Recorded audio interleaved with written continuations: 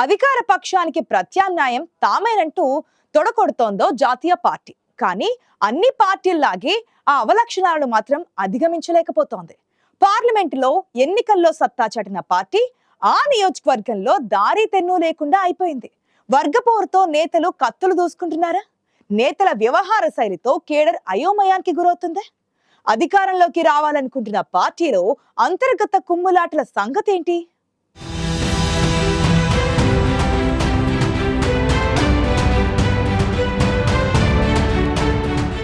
Shadnagar greater సిటీకి కూతవేటు దూరం, పారిశ్రామికంగా అభివృద్ధి చెందుతున్న ప్రాంతం.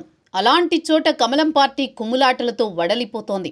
ఉమ్మడి పాలమూరు జిల్లాలో అంతర్భాగంగా హైదరాబాద్కి సమీపంలో ఉండడంతో షాద్నగర్ నియోజకవర్గాన్ని రంగారెడ్డి జిల్లాలో కలిపారు.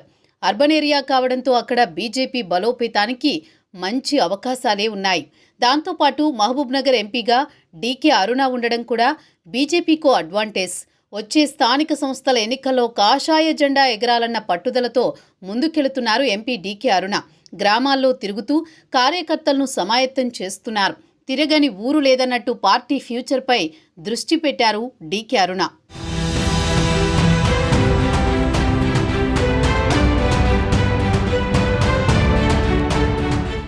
ఓ పక్క ఎంపీ పార్టీ బలోపేతానికి అన్ని ప్రయత్నాలు చేస్తుంటే షాద్నగర్ నియోజకవర్గంలో ముగ్గురు నాయకుల మధ్య మూడు ముక్కలాట నడుస్తోంది. శ్రీవర్ధన్ రెడ్డి, అందే బాబయ్య, పాలమూరు విష్ణువర్ధన్ రెడ్డి ముగ్గురు రాష్ట్ర కార్యవర్గ సభ్యులుగా పార్టీలో కీలకంగా ఉన్నవారే. శ్రీవర్ధన్ రెడ్డి 2 సార్లు ఎమ్మెల్యేగా, మరో 2 సార్లు టీచర్స్ ఎమ్మెల్సీగా పోటీ చేశారు. అందే బాబయ్య గత అసెంబ్లీ ఎన్నికల్లో బీజేపీ అభ్యర్థిగా పోటీ చేసి 8,000 పైచిలుకు ఓట్లు సాధించారు. పార్టీ టికెట్ దక్కకపోవడంతో Palamuru Vishnuvardhan Reddy all India forward bloc అభ్యర్థిగా పోటీ చేసి 31,000 ఓట్లు సాధించారు. పార్లమెంటు ఎన్నికల ముందు డీకే అరుణ ప్రోద్బలంతో మళ్లీ పార్టీలోకి తిరిగొచ్చారు.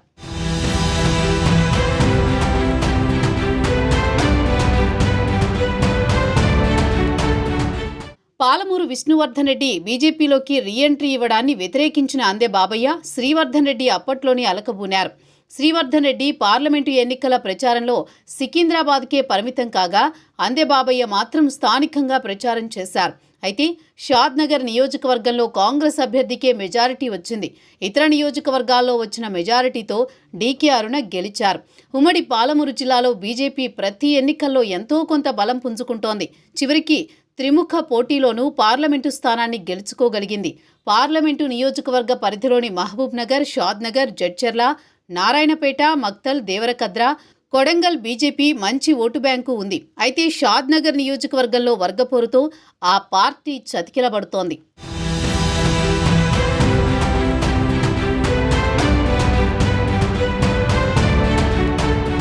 పార్లమెంటు ఎన్నికల్లో అన్ని నియోజకవర్గాల్లో మెజారిటీ వచ్చిన డీకే అరుణకు షాద్నగర్లో తక్కువ ఓట్లు రావడానికి కారణం అక్కడ వర్గపోరే అంటున్నారు. ముగ్గురు నేతల మధ్య వర్గపోరుతో పార్టీ రెండుగా చీలిపోయింది. ఎవరికి వారు కార్యక్రమాలు నిర్వహిస్తున్న పరిస్థితులు ఉన్నాయి. ముఖ్యంగా నియోజకవర్గంలో పార్టీకి పెద్ద దిక్కుగా ఉన్న శ్రీవర్ధన్ రెడ్డి పార్టీ పిలుపు ఇచ్చిన కార్యక్రమాలకు హాజరవుతున్నారు. అందే బాబయ్య పార్టీ అభ్యర్థిగా పోటీ చేసి ఓడిపోవడంతో ఆయనే షాద్నగర్ ఇన్ఛార్జిగా కొనసాగుతున్నారు.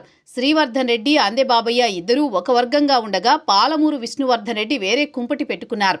పార్టీ నేతల మధ్య సమన్వయం లేకపోవడంతో నియోజకవర్గంలో కమలం పార్టీ కార్యకర్తలు ఎవరి వైపు నిలవాలో, ఎటువైపు వెళ్లాలో తేల్చుకోలేక ఇబ్బంది పడుతున్నారు.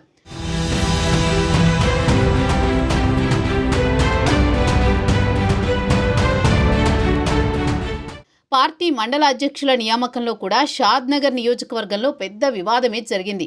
దీంతో నియోజకవర్గంలో పార్టీని బలోపేతం చేయడంతో పాటు నేతల మధ్య సయోధ్యకు డీకే అరుణ ప్రయత్నాలు మొదలుపెట్టారు. 6 మండలాల్లో 3 మండలాలు ఒక వర్గానికి, మరో 3 మండలాలు ఇంకో వర్గానికి ఇచ్చి బ్యాలెన్స్ చేశారు. కానీ తరువాత జరిగిన కొత్త మండల అధ్యక్షుల సన్మాన కార్యక్రమాలను మాత్రం 2 వర్గాలు మీకు మీరే, మాకు మేమే అన్నట్లు నిర్వహించుకున్నారు. 45,000 ముదిరాజుల ఓట్లు ఉండడంతో అదే ఈటెల ఆశీస్సులతో అదే సామాజిక వర్గానికి చెందిన అందే బాబయ్య అసెంబ్లీ ఎన్నికల్లో టికెట్ సాధించారు. మొదటి నుంచి టికెట్పై ఆశతో ఉన్న పాలమూరు విష్ణువర్ధన్ రెడ్డి పెద్ద ఎత్తున సామాజిక కార్యక్రమాలతో సొంతంగా బలం పెంచుకోవడంతో 31,000 ఓట్లు సాధించారు. ముదిరాజ్ వర్గమంతా వెంట నిలుస్తుందనుకున్న బాబయ్య అంచనాలు తప్పాయి.